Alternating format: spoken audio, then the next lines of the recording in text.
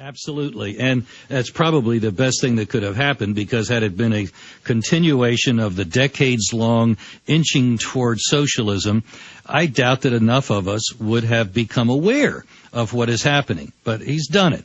Now, what I thought he was going to do right away was to use the instrumentality of agencies like the BATF to legislate without going through the Congress, making stuff up just like you've reported just now. What happened in Austin is the bureaucrats just making up the law as they go. And that means, yeah, that's going to draw attention. That gets people excited. But there's a little bit of distance between a bureaucrat who's there before, during, and after Obama's in office and Obama himself. There's a little bit of a disconnect. And I would have thought that they'd be doing this from day one, and especially going after one of his favorite enemies, the gun owner. But here it is, better late than never, I guess, in Obama's view. And so they're coming with the bureaucracy to raise havoc. And this is an expansion of things such as happened to Olufsen, such as happened to various manufacturers that can't get licensing for products because of the arbitrariness of the Bureau. This is the kind of more overt evil that I was expecting to see earlier, and it's finally here. Very, very exciting to know that they're putting everything they can on the fire to try to burn up the Constitution, but it's really only backfiring on them. I agree with you.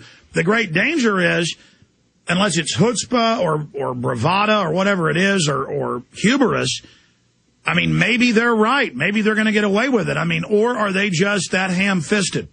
I think it is the latter. I really think they believe their own propaganda, that they are right, anybody else is evil, that the people actually, when this stuff is crammed down our throat, will say, oh, that wasn't mud after all. That really tastes good. I think to a certain extent they really believe it. They also feel, evidently, a sense of urgency. They know that they're not going to have their, and they knew going in that they weren't going to have their supermajority, but for this session of the Congress, this term of the Congress, these 2 years. And so they're going for the gold while they can get away with it. And evidently, they don't really think they'll be defeated. And even if they are, well, devil take the hindmost. They're going to grab the power while they can. What they're not counting on is that they have become, in a sense, the president has fulfilled one of his campaign promises. He has brought us together. In Massachusetts, for example, a Democrat mayor of Quincy, it's a blue-collar industrial town. People work for a living there, and they're union-oriented, and they vote Democrat. He's been a Democrat there for 6 terms, whatever a term is, at least 2 years.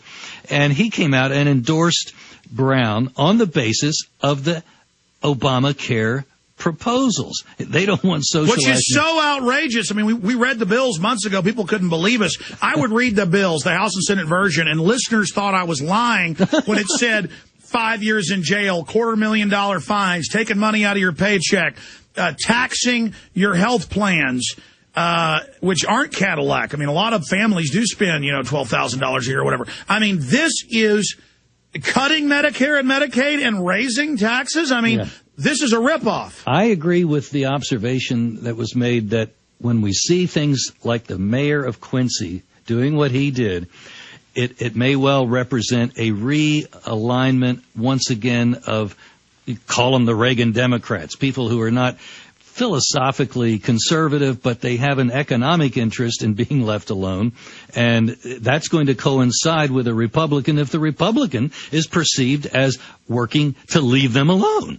It's pretty simple Exactly. concept. And then getting away from rhinos, because the Republicans know if it took only 6 or 7 months for Obama to get the lowest approval rating in history for a president in the first year, if a Republican doesn't immediately deliver and start slashing anti-gun laws and big government, right, they're going to be out instantly. And so it's not just a realignment towards conservatism. It's a realignment of libertarian constitutionalists completely away. I mean, the pendulum is swinging away from big government. If the Republicans were to gain control of the House, there's a number of things that they could do, even with President Hussein still in the White House.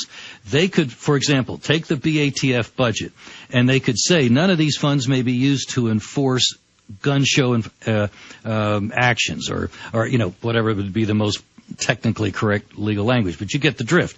So, and you will investigate guns after a crime is committed. You will not go harass old ladies. You make them follow a published list of procedures, which they don't do. They don't publish. And so they keep changing from one trial to the next as to what was the determining factor, blah, blah, blah. None of these funds can be used for that. And so the trick would be, don't do it the way Newt Gingrich did back in 95, where you play chicken with the whole federal government budget. Now, some of us probably wouldn't mind if it all went down, but you don't say, okay, we're just not going to raise the debt limit, and that means you have to shut the government down.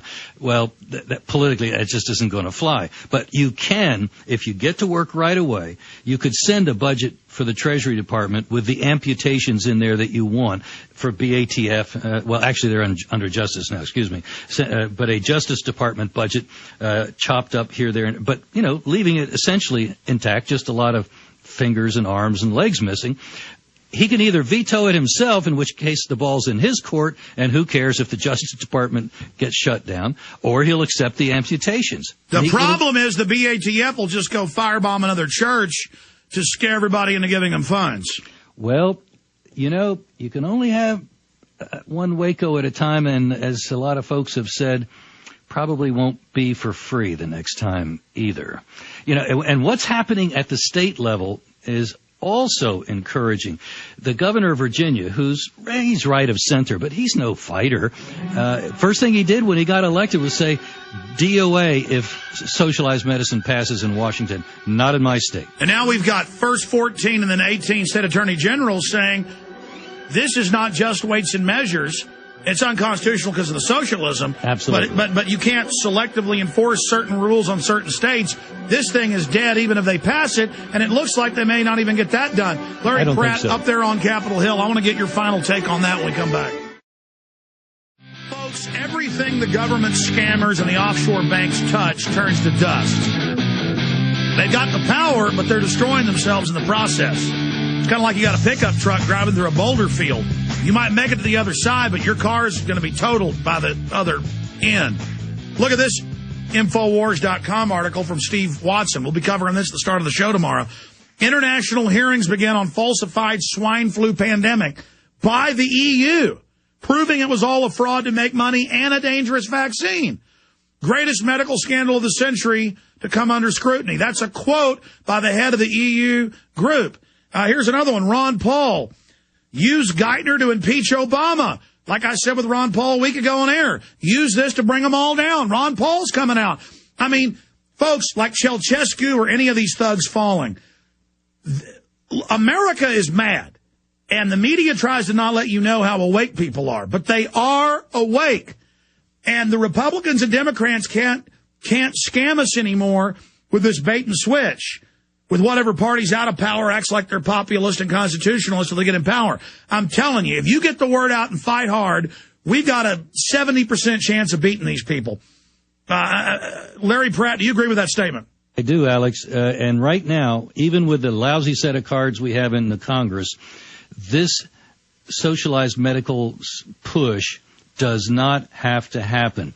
There's enough of those stew-packed Democrats, to use a term, the pro-lifers that are insisting on their language that's in the House version that is not in the Senate version, that the option of just accepting the Senate version is not all that likely in the House. They just are, and they're less likely to get turned. And a lot of times, let's face it, a blue dog is simply a liberal Democrat that hasn't voted yet. But this is another hoax, because you will be assimilated, no way to stop us. No, yeah, we're not. You can't win. We win. You lose. This is inevitable. It's going to happen soon. Well, it's going to be happening soon since what? Last February? It obviously is a mantra. Doesn't mean it's true. So I don't see it coming through the House. If the House agrees to something that might be acceptable to the Senate, when it comes back to the Senate for their actual approval, it comes back in the form parliamentarily as a new bill.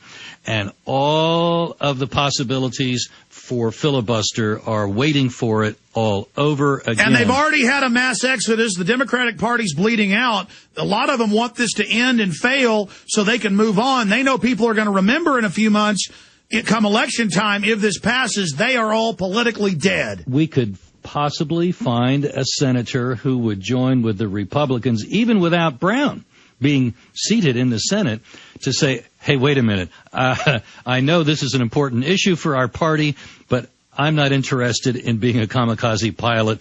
I'm taking the next boat back to Japan.